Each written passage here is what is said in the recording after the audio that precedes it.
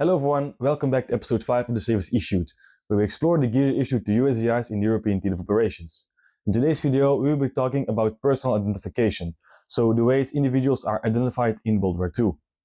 First, let's talk about the personal ID card. The first pattern, introduced in 1942, was a medium brown 3-panel cardboard card that folded out and was printed on both sides. The front cover displayed the heading War Department, along with the US coat of arms on the back.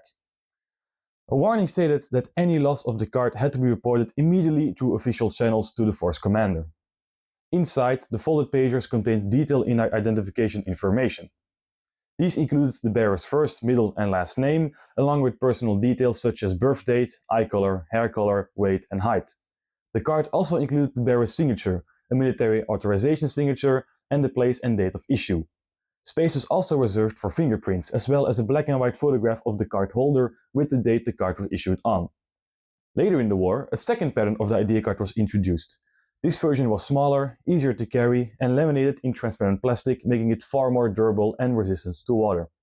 The front of this card featured an ivory wound background with a green, red or blue border and headings depending on the soldier's branch. Printed around the same frame were several notices including not a pass for identification only, property of the US government, and loss of this card must be reported at once. The card was issued by the War Department, Adjutant General Office in Washington, D.C., and includes the US War Department coat of arms. The front also included the bearer's name, designation, signature, date of issue, and counter signature, as well as space for the black and white photograph. On the reverse side were the same identification details like height, weight, hair color, eye color, date of birth, fingerprints, and an identification number, along with instructions regarding the reporting of lost cards. So now another very important aspect was the Army serial number. So how did it work? Often referred to as the ASN, when a soldier joined the US Army, he was assigned a unique serial number that served as his primary military identification. For enlisted personnel, this number was an 8-digit sequence made up entirely of numbers. This number wasn't all random, though the first digit indicated the type of enlistment, such as whether the soldier was part of the regular army, the National Guard, or was drafted. The second digit identified the corps area or service command where the soldier was signed in. At the time, the United States was divided into 9 geographic service zones, each covering several states. This number showed where the soldier originally entered military service. The remaining 6 digits were simply assigned in sequence to create a unique identifier for each soldier. Officers followed a slightly different system. Their serial numbers included a prefix, most commonly the letter O, which stood for officer, followed by the series of numbers. The system allowed the US Army to quickly identify service members and unlock personal records, which was especially important during the massive expansion of the US military during the Second World War. Next up, we have one of the most iconic symbols of the US Army in World War II, dog tags. They might look simple at first glance, but they actually quite evolved a lot during the war. So let's break down those changes and see what made them so essential. Let's start by looking at the identification tags themselves. The US Army officially introduced the identification tag on December 20th, 1906. This was a round aluminium tag about the size of a silver $half, stamped with the wearer's name, rank and unit. Every soldier was required to wear the tag whenever the field kit was worn. It was around the neck, underneath the clothing, using a cord or thong passed through the small hole in the tag. The tag was part of the uniform. Enlisted men received them for free from the quartermaster corps, while the officer had to purchase their own. In July 1916, the Army officially introduced a second tag, creating the familiar pair we associate with dog tags today. Then, in February 1918, the Army serial number was added. This was needed as the number of enlisted soldiers grew a lot during the First World War, making it hard to distinguish between soldiers with the same name. Moving on forward to the late 1930s, the Army looked for a new design. In October 1938, tests started for a new identification tag that would eventually lead to the model used during the Second World War. This resulted in identification tag M1940, officially adopted on February 15, 1940. The tag had a familiar rectangular shape with rounded corners and rolled edges. It measured 2 inches long and 1 inch wide, and included the very recognizable notch on the left side. I'll tell you what that is for in a minute. The tag also had a small hole for the necklace and was made from either brass or stainless steel later on. So, what exactly was on the dog tags? As I mentioned, the tags went through several changes during the war, both in their design, chain, and what was actually stamped on them. Across World War II, we saw 4 distinct types of the M1940 dog tags. The Type 1 tag was a standard from December 1940 to November 1941, then the Type 2 took over from November 41 to July 43, the Type 3 went from July 43 to March 44, and finally the Type 4 was standard from March 44 all the way to April 1946. So what were the differences on the tags? The Type 1 dog tag had 5 lines. The first line was a soldier's first name, middle initial and last name. The second line held the army serial number and blood type. The third line was the next of kin. The fourth was their address. And the fifth for the city and state. Then for the Type 2 dog tag, it followed a similar pattern, but it added the tetanus toxoid along with the tetanus shot and included religion on the last line.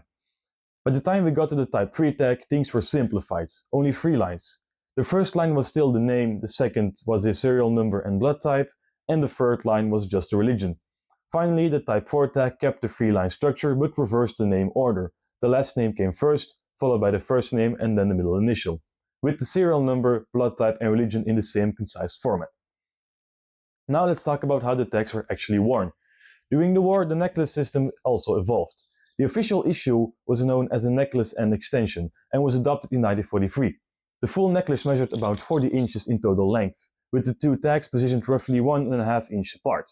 Before the introduction of the metal chain, soldiers often wore their togs using cord or fabric necklaces. Early versions were made from materials such as cotton, rayon, nylon or plastic. By 42, the system was standardized so that the first tag hung from a longer necklace, while the second tag was attached to a short extension, positioned about 2.5 inches below the first tag. This allowed one tag to remain with the body and the other could be removed for identification. In 1943, the army officially introduced the M1940 chain, a metal chain system with hooks and catches using a curb link style chain made of stainless steel. This was a standard issue variant for World War II. However, the style most people associate with dog tags today, the beaded chain, actually started as a commercial item sold at PX.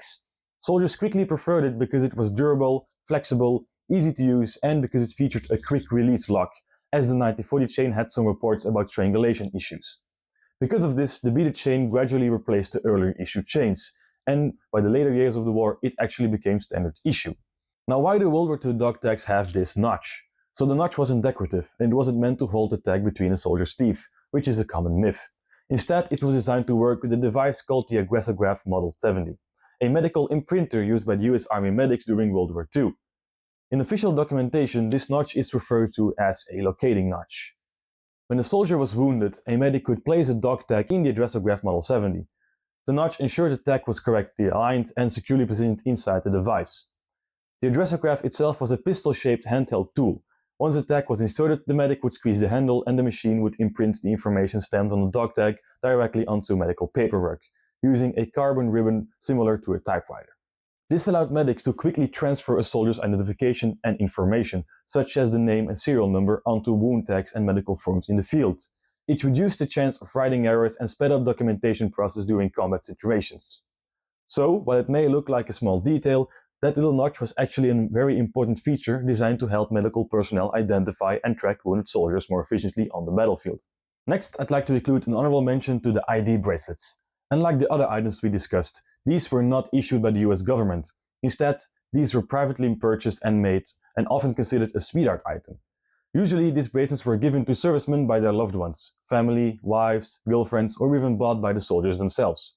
Crafted from stainless steel, iron or brass, these custom engraved bracelets were made by private jewelers across the United States. And what was inscribed was the maker's personal choice. Most to all bracelets had the soldier's name, but some also included the serial number, a girlfriend's name, or an address. There was a huge variety in designs and chains as well, as they were made by so many different jewelers. So, while not officially issued by the military, these bracelets still served a form of personal ID during World War II. I definitely wanted to include them in the video. Now, last but not least, we have laundry codes, officially known as individual markings. Every piece of clothing and equipment from a soldier's initial issue had to be marked for identification. These include your helmet and liner, canvas leggings, trousers, shoes, and a lot more.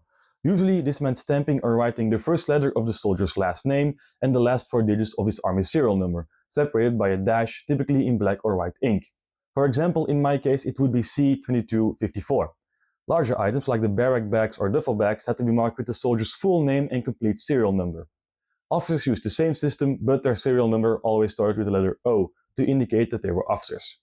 While it was mandatory or expected of you to do so, the number of soldiers that actually did it varies widely among different units and officers. From my experience, it isn't all that common to see original material with a laundry code.